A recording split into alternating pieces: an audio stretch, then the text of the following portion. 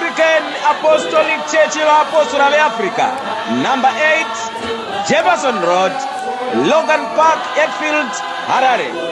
Tinokukokai muzita raJesu wakatuma muranda wake Enespo Mng'azha weAfrica kugumano reMatabeleland Province richaitwa musi womugovera 20 November 2021 paMcDonald womuZilikazi District Bulawayo.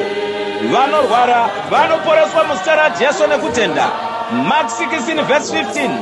Tine mufaro kukuzivisai kuti pagumano iri tichange tina Bishop C. Mache na Bishop Mbano kuti munzozvizere.